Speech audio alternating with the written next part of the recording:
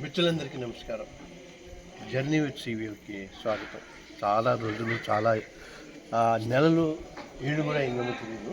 But ఇవాళ బయటకు వచ్చాం. షిరిడి వైపు పెడుతూ ఇక్కడ ఉన్నామతిలో మాణిక్ ప్రభు స్వామివారి దగ్గరికి వచ్చాం. అక్కడికి ఆ టెంపుల్, వాళ్ళ వారసులు, వాళ్ళందరూ ఆ పద్ధతి అద్భుతంగా ఉంది. కట్టడం అవన్నీ బాగున్నాయి. కానీ నన్ను బాగా అట్రాక్ట్ చేసింది ఇక్కడ ఒక గది ఉంది. అందులో ఏముందంటే 1857వ ప్రథమ స్వాతంత్ర సంగ్రామంలో ఉపయోగించబడిన యోగదండముల గది.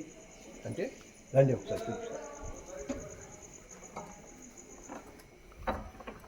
అక్కడ ఆ కర్రలు ఉన్నాయి, అంటే చాలా బలమైన కర్రలు. ఆ కర్రల్ని చూస్తుంటే బహుశా వాటితోటి ప్రాక్టీస్ చేసి దానికి ఆయిల్ అది పూసి ఒక బలమైన ఒక గదలాగా తయారు చేసేవారు అనమాట. అంటే ఇన్ని వందలు ఉన్నాయి, ఇంకా ఎన్ని ఉన్నాయో మనకి దొరకనండి. ప్రథమ స్వాతంత్ర సంగ్రామంలో మన భారతదేశానికి స్వాతంత్రం కావాలని అభిలషించిన వారు స్వామి మాణిక్ ప్రభు వారు. కేవలం ఉపన్యాసాలు, భక్తి మార్గం, ముక్తి మార్గం మాత్రమే కాకుండా ధర్మానికి, సనాతన ధర్మానికి, దేశానికి కూడా ఏదన్నా ప్రమాదం వాటిల్లినప్పుడు దాన్ని పరిరక్షించడానికి పూనుకున్న మహానుభావులు వాళ్ళు.